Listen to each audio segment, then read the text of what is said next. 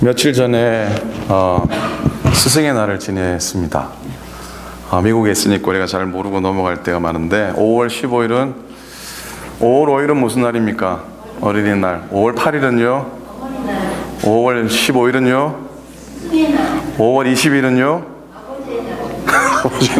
그 왜 아버지 날이 나옵니까? 성인의 날. 5월 20일은 성인의 날이랍니다. 지난주 중에 스승의 날이 있었어요. 근데 그날 우리 시니어 어르신들 모시고 우리 강 목사님하고 짧은 추억 여행을 다녀왔습니다. 해프문베이 다녀왔는데 인생과 우리 신앙의 선생님들을 모시는 심정으로 마음에 감사한 마음, 그런 생각을 가져 보았습니다. 고맙습니다. 참 감사합니다. 여러분, 지식을 가르쳐준 선생님은 평범한 스승이고, 감사를 가르쳐준 스승은 뛰어난 스승이며, 기도를 가르쳐준 선생님은 위대한 스승이다라는 말이 있습니다. 지식을 가르쳐준 선생님 덕분에 살아갈 수 있고, 감사를 가르쳐준 선생님 덕분에 행복할 수 있으며, 기도를 가르쳐준 선생님 덕분에 어려움을 이길 수 있습니다 라는 말이 있습니다. 여러분, 우리에게 최고의 스승은 예수님이십니다. 우리에게 기도를 가르쳐 주신 예수님 따라서, 그분의 인도하심 따라서 주님과 동행하며 늘 살아갈 수 있는 저와 여러분 될 수 있기를 간절히 부탁을 드립니다. 그렇게 살아갑시다. 아멘. 아멘. 오늘 우리가 믿음의 삶을 살아가고 또 세상의 삶을 살아가면서 이런 질문을 던질 때가 많이 있습니다. 하나님은 어떻게 나를 인도해 가시는가? 하나님은 나를 어떻게 인도해 가고 계시는가? 하나님 어떻게 나를 인도해 가고 계십니까? 그렇게 묻는 거죠. 하나님께서 오늘까지 제 삶을 인도해 오셨는데, 하나님 어떤 목적을 가지고, 어떤 원칙을 가지고 저를 인도해 오셨습니까? 한번 물어볼 법한 그런 질문 아닙니까? 특별히 어렵고 힘들 때에 내 앞에 길이 열려지지 않고 하는 일마다 잘 되지 않아 마음이 아플 때에, 그럴 때 문득 하나님 나를 인도하신다고 했는데 내 삶이 왜 이렇게 힘들고 어렵습니까? 라고 이렇게 의문을 품을 때가 있지요. 성경, 우리 찬송가의 유명한 찬송시를 많이 줬던 파니 크로스비 여사라는 분, 여러분 잘 아실 겁니다. 이 여사는 과부의 딸로 태어났습니다. 태어나 어렸을 적에 한 2살쯤 되었을 때 시력을 잃고 맙니다. 그래 평생 동안 맹인으로 살았죠. 그럼에도 불구하고 찬송시를 무려 8,000개의 찬송시를 짓게 됩니다. 그렇게 하나님의 기도의 사람으로 살게 되고, 우리가 가진 찬송가에도 22개의 그분의 찬송시가 담겨져 있습니다. 어느 날 이분이 굉장히 오래된 분이에요. 1820년 출생해서 1915년에 소천하였으니까 예전 분이죠. 어느 날 급히 쓸 돈 5불이 없었어요. 그 5불이 채워져야 되는데 그 돈을 마련할 시간적 여유도 없었습니다. 그녀는 마음속에 내가 50평생 그렇게 살아왔듯이 이 5불의 필요를 위해서 무릎을 꿇고 내가 기도해야 되겠다라고 기도를 시작합니다. 그런데 그때 어떤 방문객이 초인종을 누르는 겁니다. 기도를 할 수 없이 멈추고 문을 열었더니 한 방문객이었습니다. 그저 크로스비 여사님 집 앞을 지나가다가 유명한 찬송 작가셔서 그냥 인사하고 가려 했습니다라는 겁니다. 그렇게 짧은 인사를 마치고 작별 인사를 하고 악수를 청하고 이 크로스비 여사를 떠나갑니다. 그런데 그 성도가, 그 방문객이 떠난 뒤에 이 장님인 크로스비 여사의 손끝에 뭔가 잡히는 느낌이 있어서 이렇게 만져보았더니 그녀가 기도했던 5불의 돈이었던 겁니다. 방문했던 그분이 악수를 할 때 남기고 간 돈이었습니다. 뭐 대단하지 않은 일일 수 있겠지만은 이분께는 그게 너무나 감사하고 너무나 놀라웠던 시간이었던 겁니다. 그 주님만 의지하고 더 그분의 뜻에 따라 복종하며 살아가기를 작정하고 찬송시를 짓기 시작합니다. 이 모든 길을 또 그렇게 걸어가리라. All the way my Savior leads me라고 하는 그런 찬송시를 적어 내려갑니다. 그 찬송시가 바로 오늘 우리가 부르는 찬송인데, 이런 찬송입니다. 나의 갈 길 다가도록 예수 인도하시니 내 주 안에 있는 긍휼 어찌 의심하리요. 믿음으로 사는 자는 하늘 위로 받겠네. 무슨 일을 만나든지 만사형통하리라. 무슨 일을 만나든지 만사형통하리라.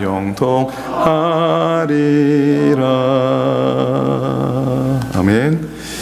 오늘 하나님이 나를 도대체 어떻게 인도해 가실까? 그 질문에 대한 해답을 이스라엘 백성 광야의 삶을 통해 좀 찾아봅시다. 이스라엘 백성들은 애굽 땅에서 노예로 430년을 지났죠. 하나님의 기적적인 은혜로 그들이 노예 상태에서 벗어나서 광야로 나옵니다. 시내산에 도착합니다. 그런데 막상 도착하고 보니까 그곳은 광야였습니다. 되돌아갈 수도 없었고 앞으로 나갈 길도 막막했던 겁니다. 광야에서 그들이 어떻게 살아갈 것인가 고민할 때에 하나님께서 그들에게 이렇게 말씀하시죠. 너희 가운데 너희 삶 속에 내가 거할 처소를 만들어라. 그러면 내가 너희와 함께 동행하겠다. 내가 거기서 너희와 만나고 싶다라고 말씀하십니다. 모세가 그 말씀대로 성막을 만들지요.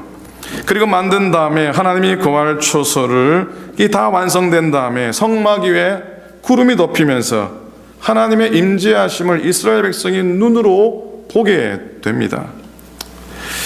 그리고 하나님께서 백성들을 인도해 가시는 것을 그들이 확인을 하게 됩니다. 출애굽기 40장의 말씀 보면 낮에는 여호와의 구름이 성막 위에 있고 밤에는 불이 그 구름 가운데 있음을 이스라엘 온 족속이 그 모든 행진하는 길에서 그들의 눈으로 보았더라. 아멘. 아멘. 그러나 사실 광야길은 같이 걸어가고 싶지 않은 길입니다. 여러분 당장 광야길 나랑 좀 같이 가입시다 그러면은 선뜻 나서시겠습니까? 그러나 하나님은 동행해 주셨습니다. 광야는 길이 없는 곳이에요. 이정표도 없습니다. 어디로 가야 할지 도무지 알지는 못하는 곳입니다. 낮에는 너무 덥고 겨울 밤에는 너무 추워 견디기 힘든 곳입니다. 험한 짐승이 많이 있지 않습니까? 먹을 양식을 구할 수도 없습니다. 물도 구할 수 없습니다. 모든 것이 다 부족한 곳입니다. 생명에 필요한 모든 것을 하나도 구할 수 없는 것이 바로 광야인 겁니다. 그래서 광야길은 목숨을 잊어버리기가 쉬워요. 사람들이 가기를 꺼려합니다. 목숨을 걸고서라도 꼭 가야 될 사람들만이 가는 길인 겁니다. 그런데 누가 이 광야길을 동행해 주겠습니까? 하나님밖에 없죠. 주님밖에 없으십니다. 하나님께서 이스라엘 백성들이 꼭 가야 될 그 광야길에 그들과 동행해 주시겠다고 약속하신 겁니다. 단순히 동행하신 것뿐만 아니라 구름 기둥 불기둥으로 보호하시고 아침 저녁으로 만나와 메추라기를 먹여주셨습니다. 반석을 쳤을 때 물을 내어서 마시게 해 주셨습니다. 그런데 조금 아쉬운 게 있어요. 하나님은 우리를 편한 길로 인도하시겠다고는 약속하지 않으셨습니다. 하나님은 우리를 편한 길로 내가 이끌어 줄게 라고는 말씀하지는 않으셨습니다. 그게 좀 아쉬워요. 여러분 어떻습니까? 인생길이 광야길로 접어들어 걸어갈 때에 하나님은 광야길을 잘 걸어갈 수 있도록 동행해 주시고 필요한 능력을 공급해 주셔서 무사히 지날 수 있도록 도와주신 거죠. 그렇게 약속하신 겁니다. 여러분 오늘 우리의 삶이 어떠합니까? 때로는 세상에 사로잡혀 있는 삶처럼 세상에 매여 살아갈 때가 많이 있습니다. 환경에 붙들려 살아갈 때가 얼마나 많은지 모릅니다. 살다 보면 이게 어디에 묶여가지고 옴삭달짝 못하게 그렇게 힘겨운 느낌이 들 때가 많이 있습니다. 예수님 만나서 내가 자유함을 얻었다라고 믿음으로 살아간다고 하지만은 우리가 서 있는 삶의 자리가 광야예요. 옴삭달짝 못하게 앞으로 가자니 막막하고 뒤로 가자니 모르겠고, 어렵고 힘든 일이 다가올 때에 우리가 어떻게 해야 할지 모를 때가 많이 있어요. 오늘 내가 정작 한 걸음 한 걸음 나아서고 있지만은 이게 참 막막한 우리의 삶입니다. 우리 인생의 광야길을 하나님께서 나와 동행해 주시고 하나님 나와 함께하셔서 길을 만들어 주시지 않았다면은 아마 우리는 지금 여기 있지 않을 수도 있을 거예요. 길 잃지 않도록 인도하셨고, 굶어 죽지 않게 하셨고, 의복이 헤어지지 않도록 도우셨고, 배고프지 않게 해주셨고, 그렇게 우리 인생을 동행해 주셨고, 그런 하나님의 손길을 다시 한번 믿음 가운데 돌아보셨으면 좋겠습니다. 여러분은 인생의 삶을, 특별히 이민의 삶을, 이민 1세대의 삶을 살아오신 여러분들입니다. 여러분의 삶을 조금만 돌아봐도 내가 믿음으로 그래도 믿음 붙들고 살아왔는데 그 길가에 하나님의 인도하심이 아니었고 하나님의 동행하심이 아니었다면 이 시간 이렇게 내가 설 수 없지, 이 시간 내가 이렇게 예배할 수 없지, 이 시간 내가 이렇게 찬송할 수 없지라는 고백을 다 들으실 수 있을 겁니다. 하나님 지금도 우리 인생이 여전히 광야길일지라도 잘 걸어갈 수 있도록 동행해 주시고 공급해 주시겠다고 하는 그 약속만큼은 한 번도 포기하지 않으신 줄로 믿습니다. 그거 아니면 살아갈 수 없어요. 그거 없으면 오늘도 한순간도 버틸 수가 없어요. 여러분, 지금까지 나의 나된 것이 내가 잘나서 잘된 거라는 착각, 그런 생각은요, 하나님의 은혜를 가로막는 가장 큰 장애 요소가 됩니다. 내가 이렇게 된 것은 내가 잘나서 된 것이다 라고 하는 건 하나님의 은혜를 가로막는 가장 큰 장애 요인이라니까요. 어느 교회에서 일어난 일이랍니다. 교회가 좀 오래돼가지고 성전에 이게 아마 출입문이 어떻게 해서 그냥 주일 아침에 그냥 부러졌어요. 문짝이 떨어져 나갔어요. 예배 시간은 다가오는데 이 당황스러운 일이었습니다. 근데 마침 그 교회에 등록한 지 얼마 안 된 새 신자가, 그분의 직업이 목수였습니다. 그래서 그분이 그걸 보고 재빠르게 그거 고쳐서 예배 드리는 데는 지장이 없게 그렇게 하셨어요. 목사님이 그분을 생각하면서 내가 어떻게 감사의 뜻을 전할까, 혹시 그분의 헌신이 이렇게 무한하게 되지는 않을까 걱정되는 마음으로 목사님이 그분을 불렀습니다. 성도님, 이 지갑이 우리 교회 창립 주일날 만든 선물인데 감사의 뜻으로 이 지갑을 드립니다. 그랬더니 이 목수 성도님이 화를 버럭 내면서, 목사님, 제가 이런 것 받으려고 문자 꽂힌 거 아닙니다. 그랬더니 아니 그럼 어떻게 해드려야 됩니까? 목수 성도님 하시는 말씀이, 그 지갑 대신에 10만 원 주이소, 교회라서 내가 싸게 해드리는 겁니다. 그랬더니 목사님이 그러세요, 고맙습니다, 감사한 일이네요. 그러면서 아까 목사님이 목수 성도님께 내밀었던 그 지갑에서 10만 원을 꺼내서 이렇게 주는 겁니다. 사실은 목사님이 그 지갑에 30만 원을 넣어서 무한하지 않게 감사의 마음을 전하려고 했던 겁니다. 어떤 생각이 듭니까? 내가 이루어 놓은 일에 대해서 내가 보상을 요구하는 행위는 하나님의 은혜를 가로막는 장애 요인이 될 수가 있어요. 하나님께서는 자기의 삶에 대해 보상을 받는 것보다 더 큰 은혜를 주시기를 원하시는 분이신 줄로 믿습니다. 그렇게 믿으십니까? 아멘, 아멘. 하나님의 인도하시면 이렇게 범인, 우리처럼 보통 사람들은 이 생각할 수 없는 길로 이끄실 때가 많이 있는 거죠. 창세기 보면 야복 강가에서 야곱이 밤새 주의 천사와 씨름하는 이야기가 나오죠. 그때 그날 밤 천사가 왜 나타났을까 궁금하지 않으십니까? 천사가 왜 그 야복 강가에서 기도하던 그 야곱에게 나타났을까? 수많은 해석과 수많은 그런 설명들이 있을 텐데 한번 생각해 보니까 이 천사는 야곱의 환도뼈를 부러뜨리려고 오신 것이 아닐까라는 생각해 봅니다. 자, 야곱이 큰 잘못을 해서 그의 환도뼈를 친 것 아니었어요.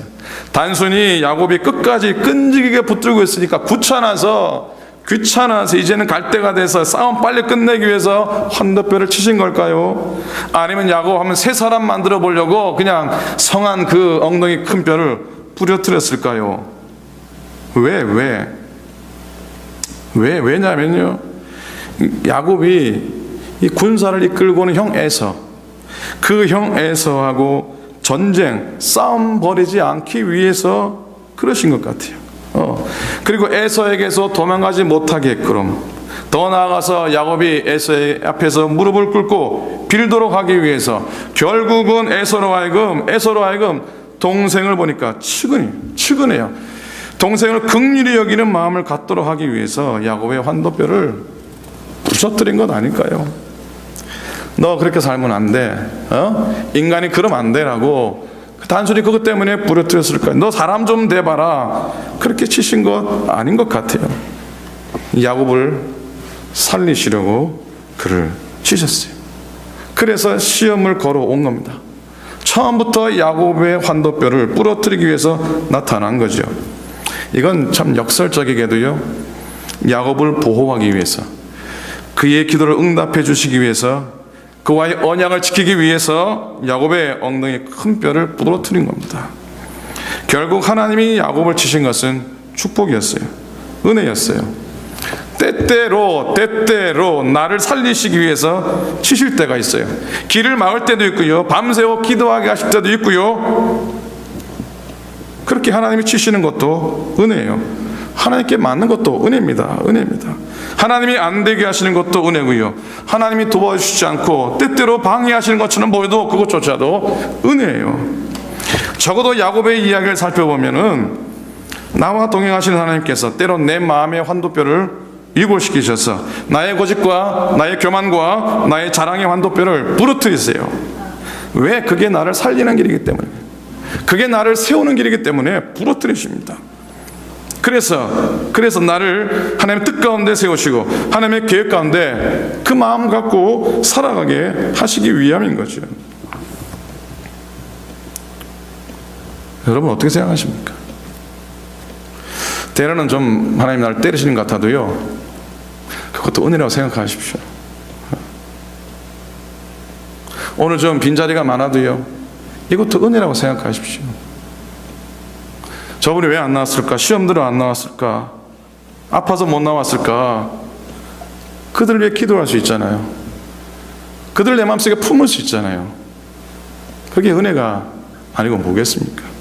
자식이 아파요. 말 좀만 듣지 않고 공부도 별로 잘 못해요.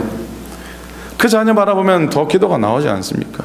더 하나님께 맡기고 싶은 마음이 들지 않겠습니까? 잘 안 되는 것도 은혜예요. 환도뼈, 뼈 부러진 거 은혜입니다. 거기서 야곱이 하나님 만나지 않습니까? 베델이라고 하는 하나님 만나는 하나님의 집에 그가 거하지 않습니까? 사랑하는 여러분, 광야 이스라엘 사람들은 구름이 떠오르면 출발하고 구름이 멈추면 멈추었습니다. 제멋대로 가거나 제멋대로 멈추지 않았죠.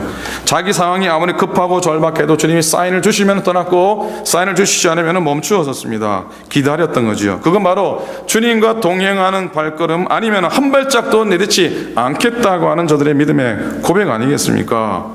비록 주와 동행하는 길이 내 뜻이 성취되지 않고 고통스러운 길일지라도 주와 함께라면 어떤 길이든 그 길을 내가 걸어가 주님과 동행하는 믿음의 삶을 살아가면 참 좋겠습니다. 그 길을 걸어가십시다. 영국의 한 광고회사에서 그런 광고를 냈다고 하죠. 이런 유명한 얘기인데 아마 아시는 분 많으실 것 같아요. 큰 상을 내걸고 스코틀랜드 에든버러에서 런던까지 가는 가장 빠른 시간에 갈 수 있는 방법을 퀴즈를 냈습니다. 에든버러에서 런던까지 가장 빠른 시간에 갈 수 있는 방법. 상품이 워낙 컸기 때문에 많은 사람들이 응모했습니다. 비행기가 가장 빠르다, 아니면 기차를 타고 오다가 어느 시점에서 버스를 갈아타면 빠르다, 새벽에 지름길로 승용차로 가는 게 오히려 빠르다, 이렇게 저렇게 방법을 하고 정말로 시간을 재어보기도 해서 그렇게 응모를 했답니다. 근데 상을 탄 사람이 어떤 사람이죠? 상 탄 사람의 답은 뭐였습니까? 사랑하는 사람과 함께 간다. 이게 답이었어요. 한번 따라 하십시오. 사랑하는 사람과 함께 간다. 사랑하는 사람과 함께라면 아무리 먼 길이라도 어떻게 됩니까? 가장 가깝게 느껴지기 때문이었습니다. 이 사람이 상을 탔어요. 이게 사랑의 거리의 계산법입니다. 주님과 함께라면 아무리 멀고 험한 길을 지나도 우리는 즐거움으로 나갈 수 있어요. 즐거움으로 걸어갈 수 있어요. 그렇게 걸어가고 계시고요. 그렇게 걸어가야 합니다. 아프리카 속담이 유명한 속담이죠. 혼자 가면 빨리 갈 수 있다. 그러나 같이 가면 멀리 갈 수 있다. 유명한 이야기, 멋진 말입니다. 여러분, 하나님과 동행함을 확신하고 그 길을 우직하게 걸어가는 사람에겐 하나님께서 보배 같은 동행자, 보배 같은 동력자, 믿음의 길동무를 붙여주십니다.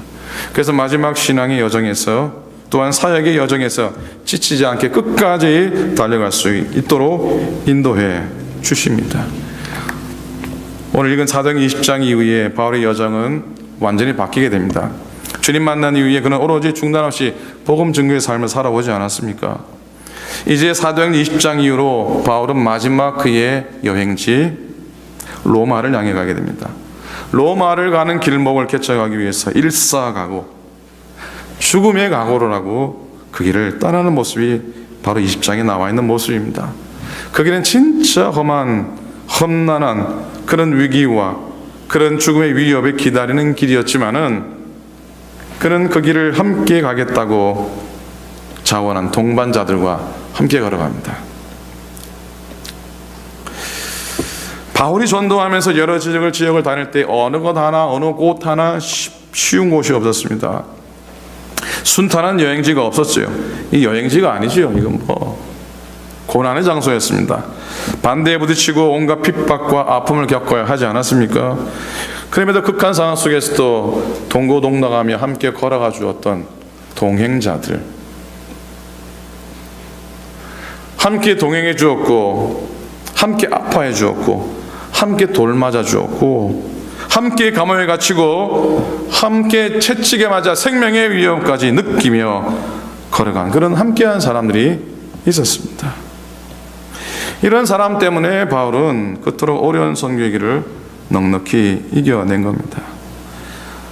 오늘 4절에 보니까 아시아까지 함께 가는 자는 베레아 사람 브로의 아들 소바더, 한 사람, 데살로니가 사람 아리스타고 두 번째, 세군도 세 번째, 더베 사람 가이오, 그리고 및 디모데와 아시아 사람 두기고와 드라비모라.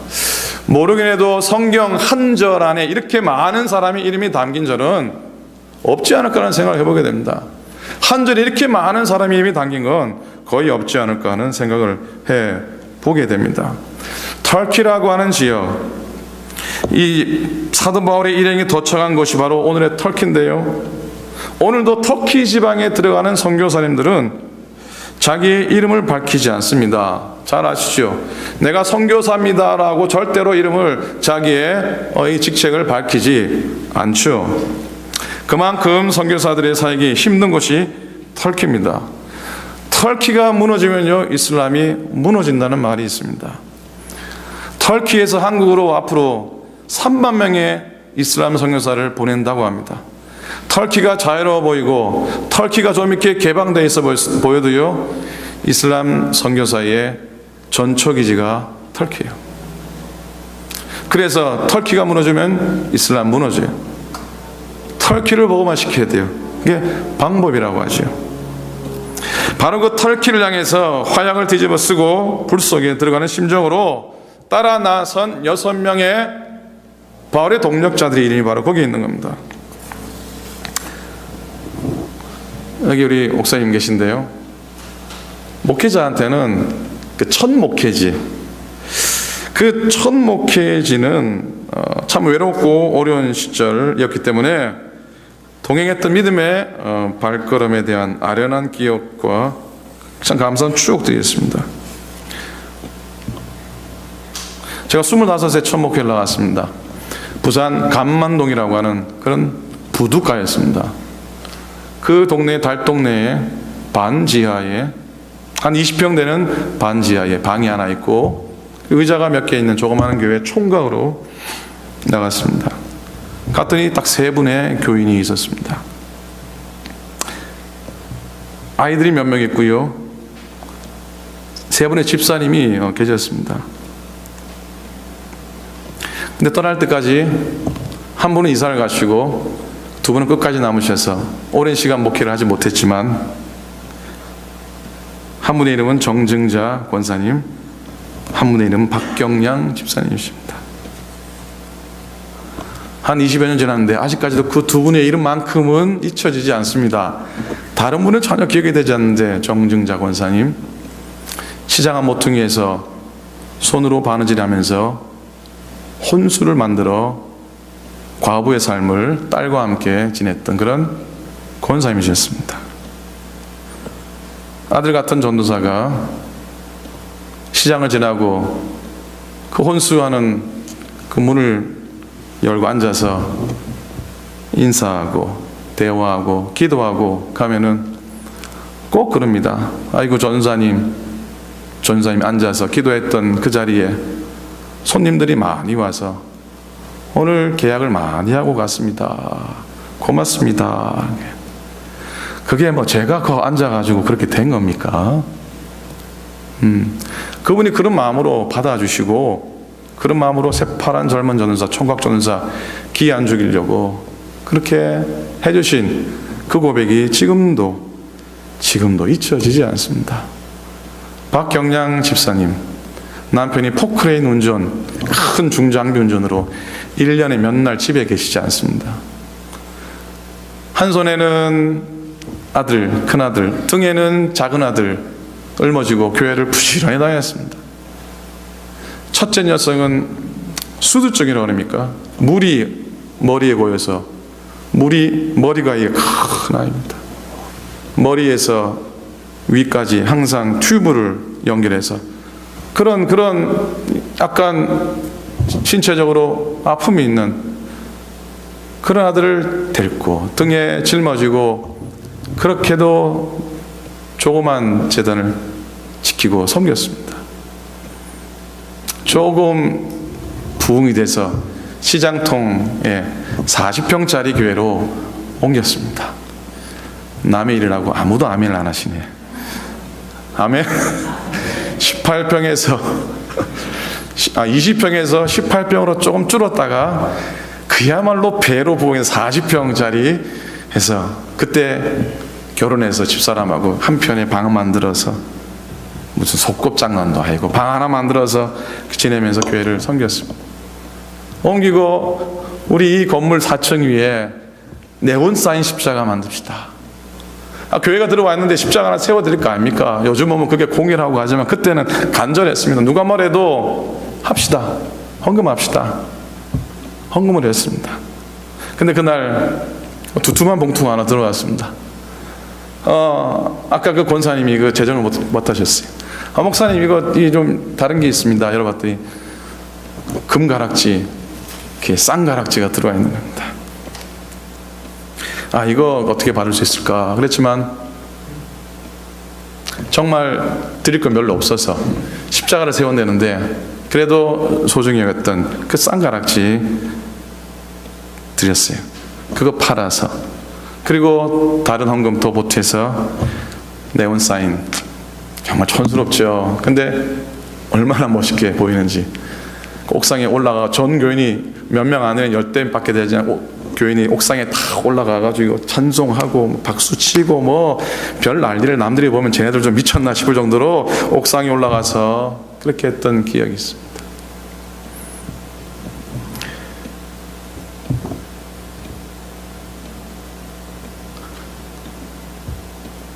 그렇게 동행했던 발걸음 때문에 이 정 목사가 이렇게 마운틴 뷰까지 와가지고 이렇게 은혜 가운데 섬기고 있는 거 아닙니까?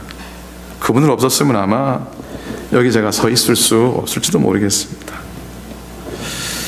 바울의 인생에서 예루살렘을 향해 가는 길은, 또 로마로 향하는 길은 진짜로 어려운 문제처럼 보였습니다. 그러나 그 문제의 길을 극복하면서 주님을 증거하는 길에 동행자가 있어서, 동반자가 있어서 그들과 더불어 그들은 두려움을 헤치고 달려갔던 겁니다.